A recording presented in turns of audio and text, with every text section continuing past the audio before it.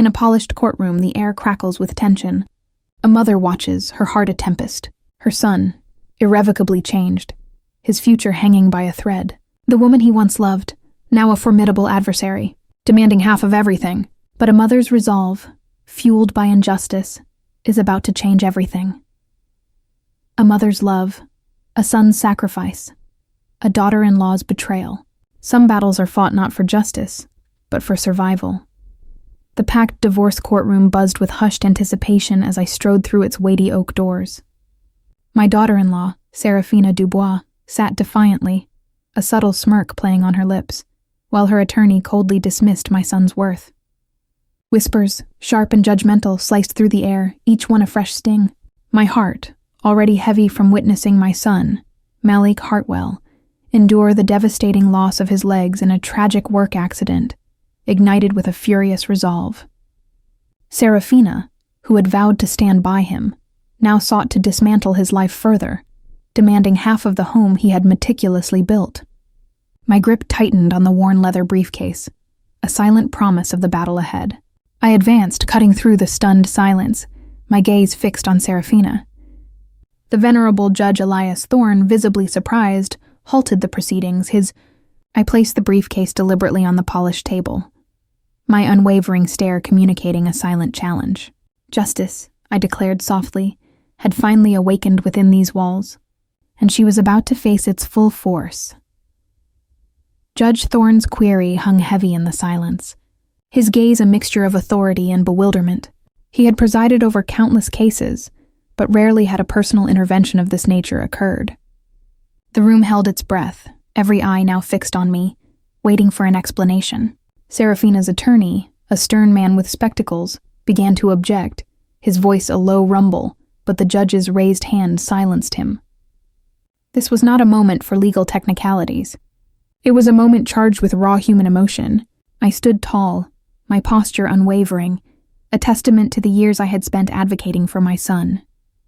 The briefcase, a simple object, felt imbued with the weight of our family's truth, a repository of unspoken hardships and silent vows.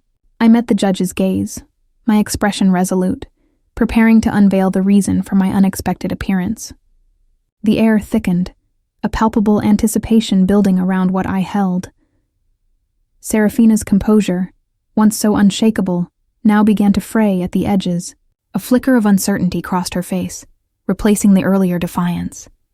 Her arm-mind, she shifted in her seat, a nervous energy emanating from her, no longer the self-assured woman who had just hours ago demanded her husband's home. Her attorney whispered urgently to her, attempting to regain control of their narrative, but her attention remained fixed, drawn to the silent object on the table. The weight of its contents seemed to press down on her, a premonition of what was to come. She had underestimated the lengths a mother would go to protect her child, especially one who had faced such a profound loss. The courtroom felt smaller, more stifling, as her carefully constructed facade began to crack under the silent pressure. A deep breath steadied my resolve, the air thick with unspoken words and rising tension. My hand reached for the latch on the briefcase, a deliberate, slow motion that drew every single eye in the room. The metallic click echoed disproportionately loud in the hushed chamber, a sound of finality. Serafina flinched, her body tensing as if bracing for a physical blow, her face now pale with genuine fear. Judge Thorne leaned forward, his expression now one of intense curiosity, anticipating the revelation. The room was utterly still, a collective intake of breath held, as if the very air refused to move. This was the moment I had prepared for, the culmination of silent suffering and unwavering determination.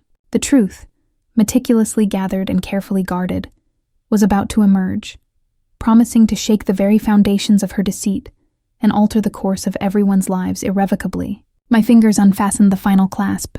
The metallic click of the briefcase latch echoed, a tiny sound with immense gravity, as Evelyn Hartwell's fingers parted the worn leather. Instead of legal documents, a collection of personal items lay meticulously arranged within, each one a silent accusation. A faded photograph of Malik and Serafina on their wedding day, a small, intricate wooden carving Malik had made, and a series of cryptic printed text messages were revealed. Serafina Dubois gasped, a choked sound escaping her lips, her Her previously defiant posture crumbled, replaced by a sudden, abject terror that seized her features, draining the color from her face. Judge Elias Thorne leaned forward, his stern expression transforming into one of intense, almost bewildered curiosity, recognizing that this was no ordinary legal maneuver. The atmosphere in the courtroom, already thick with anticipation, solidified into a heavy silence, broken only by the sharp intake of breath from the gallery, as the true nature of the confrontation began to unfold.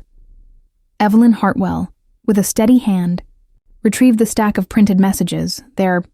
She laid them out, not for the judge to read immediately, but for the entire room to witness, a visual tableau of betrayal.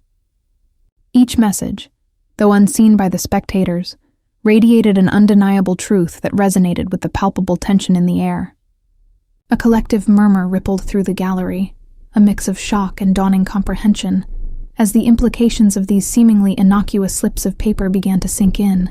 Serafina Dubois' attorney, his face a mask of concern, whispered urgently to his client, his attempts to regain control of the crumbling narrative proving futile. Serafina, her gaze fixated on the evidence, seemed to shrink in her seat, her earlier defiance completely vanished, replaced by a desperate, trapped vulnerability. The courtroom, once a stage for legal arguments, had become a crucible for raw emotional exposure, with every eye now dissecting the unfolding drama, each moment weighted with unspoken accusations. The courtroom erupted into a flurry of hushed whispers and indignant gasps as Evelyn Hartwell, with unwavering composure, began to arrange more items from the briefcase. She placed a series of medical bills, dated after Malik's accident, next to the text messages, then a bank statement highlighting unexplained withdrawals. These were not mere documents. They were fragments of a broken promise, silent witnesses to a callous abandonment. Judge Elias Thorne, his initial surprise now replaced by a grave intensity, raised a hand, silencing Serafina Dubois' frantic attorney who had risen to object. The judge's gaze, sharp and penetrating, commanded attention, signaling a profound shift in the proceedings. He indicated for Evelyn to continue, his silent affirmation granting her a powerful, unexpected authority. Serafina's facade completely fractured, her hands trembling uncontrollably as she watched her carefully constructed world unravel before her, the weight of the evidence pressing down with suffocating force. Evelyn's quiet movements spoke volumes, each item a devastating blow to the daughter-in-law's fabricated narrative, leaving no room for denial, only the stark, undeniable truth.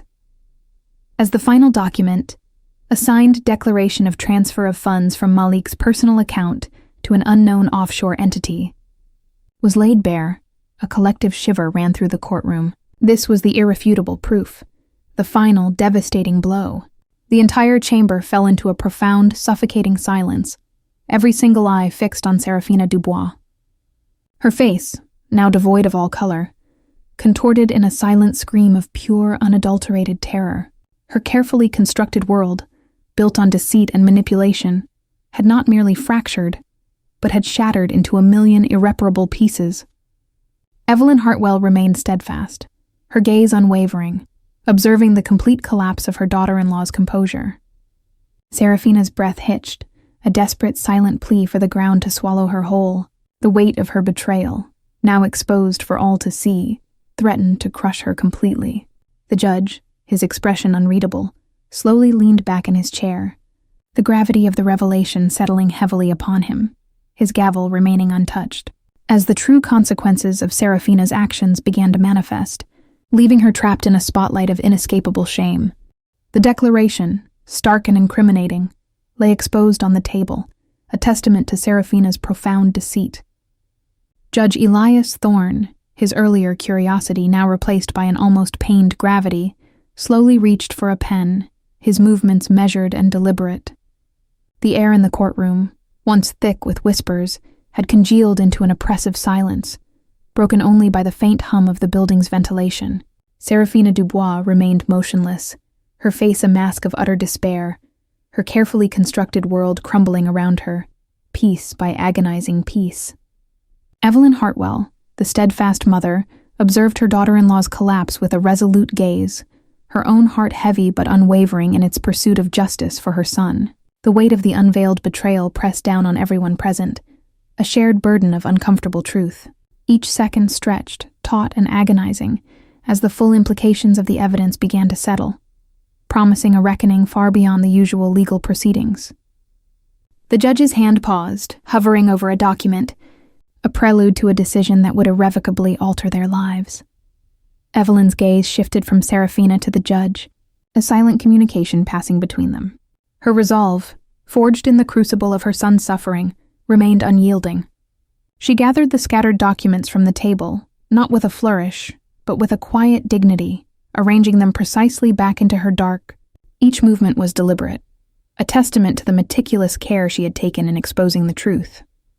A ripple of murmuring began to spread through the gallery, a collective awakening to the raw power of a mother's love and unwavering determination.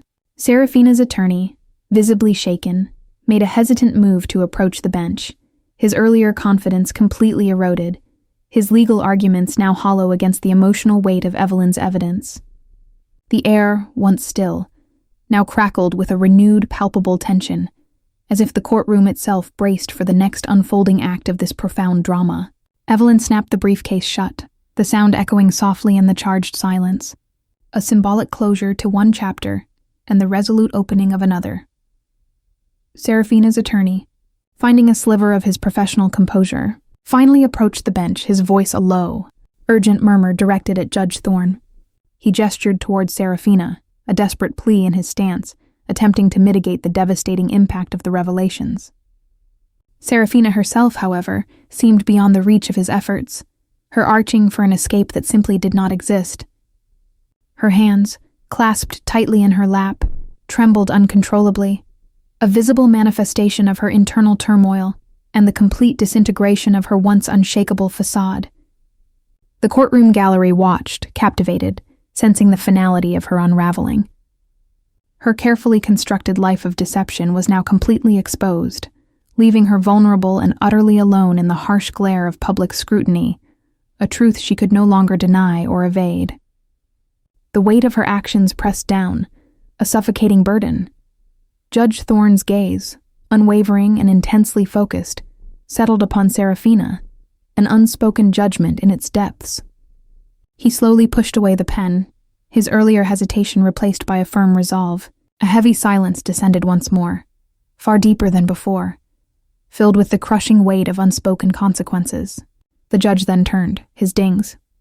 Just as he opened his mouth, poised to deliver a definitive ruling, the heavy oak doors at the back of the courtroom creaked open, drawing every eye. A hushed gasp spread through the room as a figure silhouetted against the bright hallway light appeared in the doorway. The unexpected interruption sent a ripple of fresh apprehension through the already strained atmosphere, a dramatic and unforeseen twist to the unfolding narrative. All suspense hanging in the air, leaving the resolution of Serafina's fate tantalizingly out of reach. The heavy oak doors, now a stark frame for the unexpected visitor, slowly closed behind the figure. A collective gasp, then a ripple of hushed whispers, spread like wildfire through the packed courtroom, each sound amplifying the shock of the interruption. Serafina Dubois, who had been teetering on the edge of utter collapse, visibly stiffened, her wide-eyed the courtroom's fluorescent glow. Her attorney, momentarily speechless, turned to stare, his earlier attempts at damage control completely forgotten in the face of this unforeseen disruption. Judge Elias Thorne, his hand still hovering near the bench, watched the new arrival with a profound, almost bewildered intensity, his stern demeanor momentarily softened by an undeniable surprise. Evelyn Hartwell, however, remained outwardly calm, a subtle, knowing glint in her veiling of the truth. The entire room seemed to hold its breath, sensing a pivotal turn in the unfolding drama, a new player entering the already charged arena. The figure stepped fully into the courtroom's hushed sanctity, their presence commanding an immediate, almost reverent silence. It was a man, his gaze sweeping across the stunned faces, settling finally on Serafina Dubois. A raw, guttural cry, though silent, seemed to tear through Serafina's throat, her body recoiling as if struck by an invisible blow. A primal fear now fully engulfing her features, her carefully constructed facade, already in tatters, disintegrated completely, leaving behind only the stark, undeniable vulnerability of a cornered animal. The tension in the room thickened, almost suffocating in its intensity, as the man's silent scrutiny became a visible weight pressing down on Serafina. Evelyn Hartwell watched the exchange with a steady, unwavering gaze, a silent testament to the long game she had been playing, each piece now falling perfectly into place. The air crackled with unspoken history, a narrative thread connecting the newcomer directly to the woman whose deceit had been laid bare, promising an even deeper layer of betrayal. The man's gaze, heavy with a mixture of sorrow and resolute purpose, finally shifted from Serafina to Evelyn Hartwell, a silent, profound understanding passing between them. It was a glance that spoke volumes, confirming a shared burden, mutual struggle, and a deep-seated connection that resonated through the hushed courtroom. Evelyn offered a subtle, almost imperceptible nod, her found implications he brought. Judge Elias Thorne, his astute mind working furiously, now recognized the profound weight of this new presence, the pieces of the puzzle clicking into place with alarming clarity. His expression morphed from surprise to a grave comprehension, recognizing the true depth of the betrayal Serafina had orchestrated. The atmosphere, once merely tense, now thrummed with the undercurrent of an impending, unavoidable confrontation, as the silent narrative of years of unspoken truths began to coalesce around the new arrival. With a slow, deliberate movement, the man took another step forward, his the cavernous room. The air caught in every throat, a collective intake of breath held, as the weight of anticipation became almost unbearable. Serafina, completely broken, her body trembling uncontrollably, averted her gaze, unable to meet the silent accusation in his. Every fiber of her being screamed for escape, for the ground to simply swallow her whole, but she remained trapped in the harsh glare of an inescapable truth. Judge Elias Thorne, his gavel still untouched, leaned back, his stern face a canvas of profound consideration, his attention now entirely fixed on the man, waiting for the words or actions that would undoubtedly bring this agonizing drama to its climactic conclusion. The courtroom was utterly still, the silence punctuated only by the man's steady, purposeful advance, poised on the precipice of a revelation that promised to redefine everything. The man's deliberate footsteps brought him closer, his presence a heavy stone dropped into the already troubled waters of the courtroom. His gaze, an unyielding force, locked onto Serafina, and a silent, profound accusation emanated from him. Serafina, who had been on the precipice of breakdown, now plunged into an abyss of panic, her body language screaming a desperate plea for disappearance. Her entire being recoiled, a visceral reaction to the man's silent, damning presence. Judge Thorne, observing the interaction, recognized the unspoken narrative unfolding before him, his stern features tightening with a deeper understanding of the betrayal at hand. Evelyn Hartwell, her protective instincts sharp, maintained her unwavering stance. The air grew thick with the weight of impending revelations, each second amplifying the profound shift in the trial's trajectory. The man finally stopped, his posture resolute, directly confronting Serafina's crumbling facade. He raised his hand, not in aggression, but in a gesture of profound, sorrowful disclosure. His slow movement commanded every eye. A heavy silence descended, filled with the collective realization of a truth long hidden. The courtroom braced for the inevitable, sensing the dramatic turning point. The weight of his presence alone was enough to shift the balance of power, solidifying Evelyn's case. The man, Marcus, extended his hand, not offering an item, but a single, damning gesture. His index finger pointed deliberately toward Serafina, an unspoken accusation that resonated more powerfully than any spoken word. Serafina flinched, as if physically struck, her already fragmented composure shattering completely, leaving her trembling uncontrollably. A collective gasp swept through the gallery, the silent accusation understood by all, adding to the suffocating weight of her exposure. Her attorney, desperate, made a frantic gesture to object, but his voice caught, stifled by the profound impact of the moment. Evelyn Hartwell watched, her heart aching for the unraveling truth, yet firm in her purpose to protect her son. Judge Thorne remained silent, his gaze moving between Marcus and Serafina, absorbing the raw, undeniable emotional evidence. The unspoken history between Marcus and Serafina hung heavy, a palpable force that filled the courtroom, sealing Serafina's fate. Her betrayal, once a hidden secret, was now a public spectacle, unveiled with agonizing clarity. The silence in the room was deafening, punctuated only by Serafina's shallow, desperate breaths. She sank deeper into her chair, a defeated figure under the harsh courtroom lights. The full gravity of her deception was now undeniable, etched onto her terrified face. Serafina's attorney, finding a sliver of his professional courage, finally rose to his feet. His voice strained as he attempted to address Judge Thorne. He spoke in a hushed, urgent tone, gesturing wildly towards his client, desperate to salvage what little remained of her defense.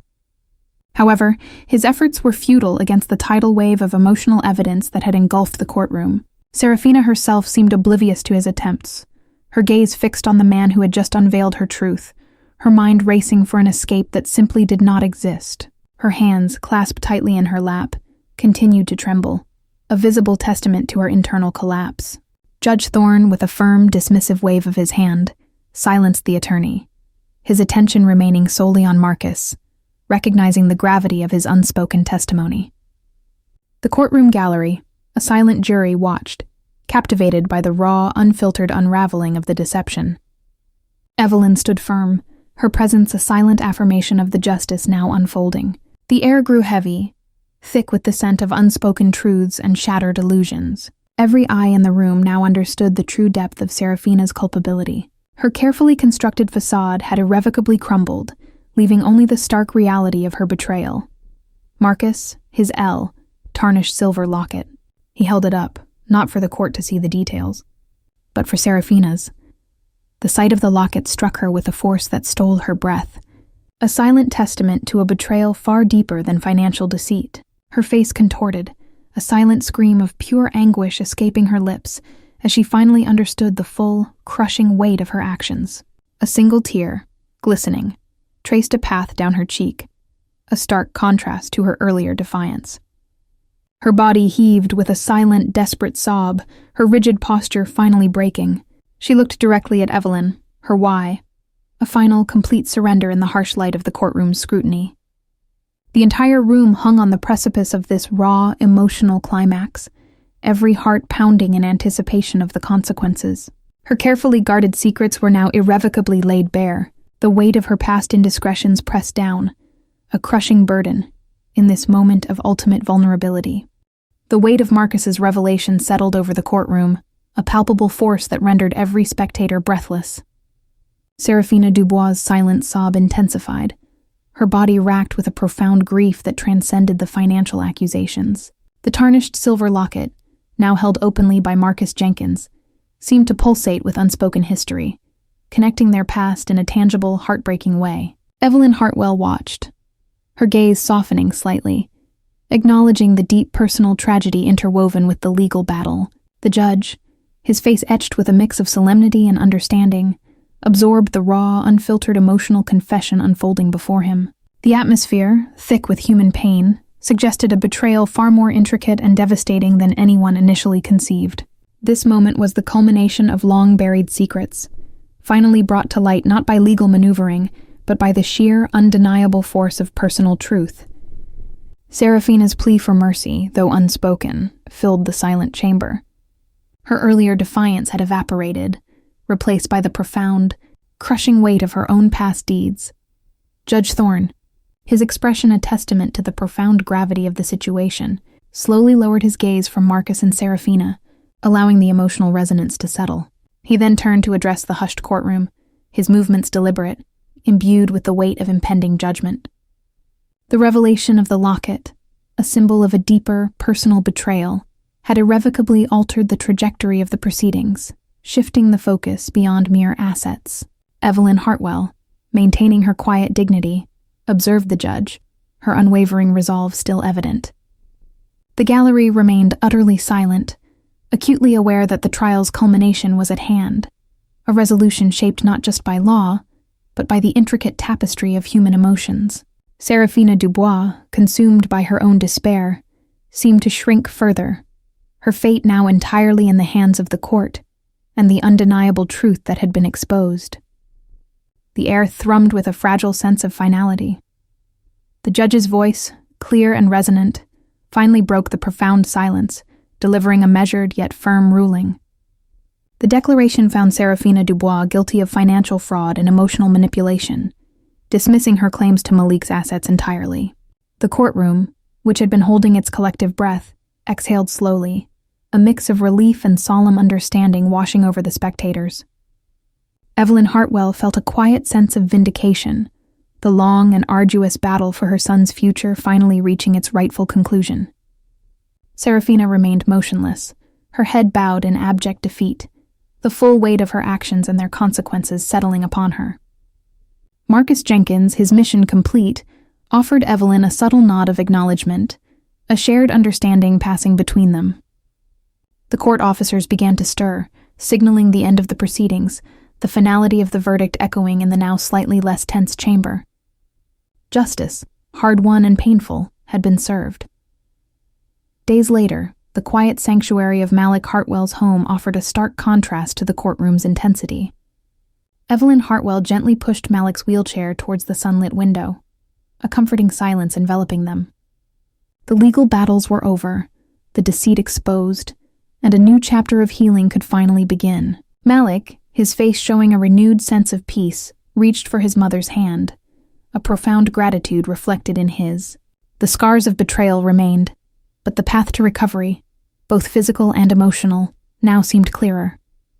Evelyn looked out at the garden, her heart full, knowing her unwavering love had protected her son through the storm. Their bond, tested and strengthened, stood as a testament to resilience and unwavering family loyalty. The future, while uncertain, was now theirs to rebuild, together, free from the shadows of deception. This moment marked a true ending, and a hopeful, quiet new beginning, as they looked towards the horizon, united in their unbreakable spirit. Thank you for watching The Verdict of Betrayal. If you enjoyed this series, please like, subscribe to our channel, and hit the notification bell for more compelling dramas.